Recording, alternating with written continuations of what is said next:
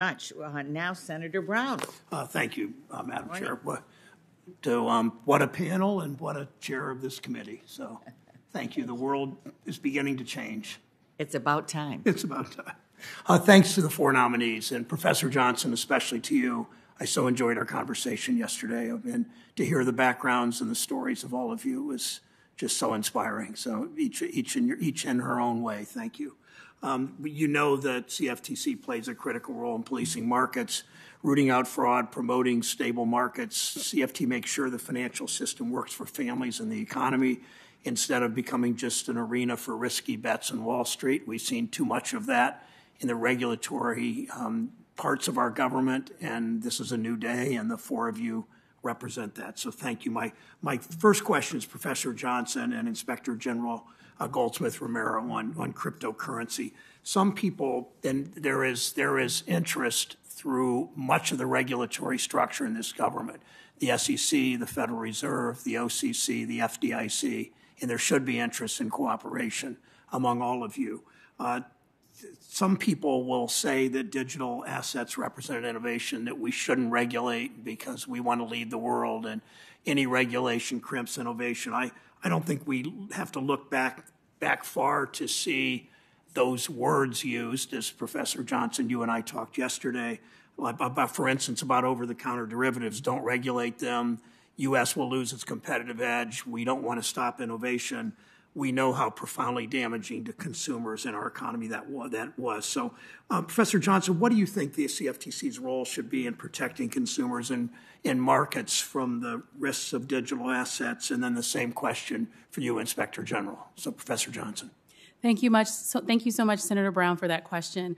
I want to start where you left off. The families in fragile financial circumstances with limited resources on a regular basis to cover the costs of housing, heating their homes, fuel for their cars, daycare for their kids, food in their refrigerators, and prescription drugs. I'm thoughtful about that particularly vulnerable group of Americans every time I sit down to write about risk management oversight in financial markets. I'm thoughtful about them because the buck stops there. When we make mistakes, it's often they who pay the price. So I would just emphasize a couple of points that you made, Senator Brown, if I may.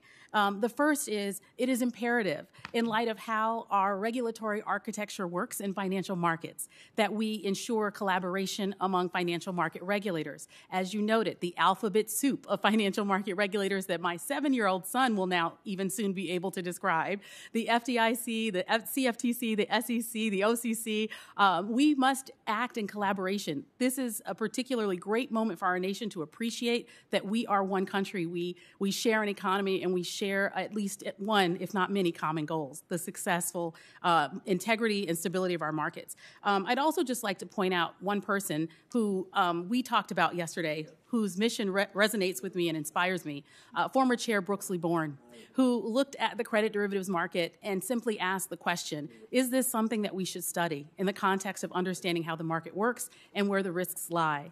And I would just echo that here and underscore the necessity that we do ensure the vibrancy of our markets, but we are also especially mindful about the most vulnerable market participants that are engaged in those markets. In this context, possibly retail market participants. Inspector General, your comments. Thank you, Chairman Brown. First of all, regulation is not mutually exclusive of innovation.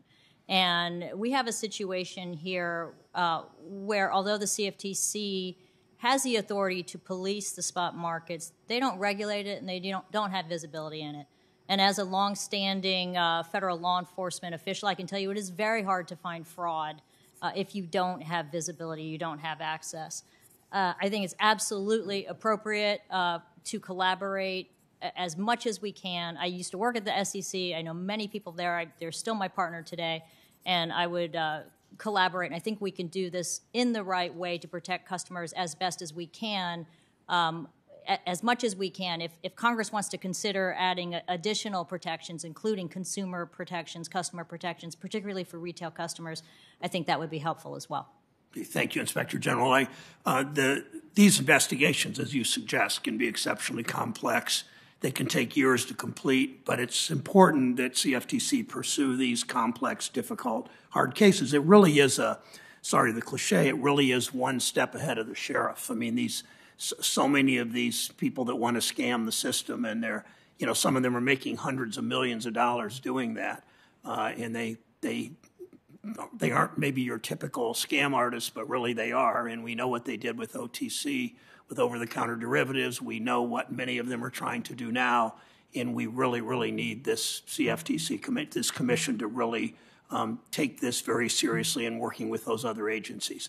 I would add, Madam Chair, and then I conclude that there are three of us on this committee that also sit on the Banking, Housing, and Urban Affairs Committee, Senator Smith, Senator Warnock, and I don't believe there are any Republicans that are on both. But it's important that there be cooperation. Jurisdiction should not enter into this jurisdictional committee fights, nor should jurisdictional fights enter into it among the alphabet agencies, if you will. So thank you all for your willingness to serve. Well, thank you so much. And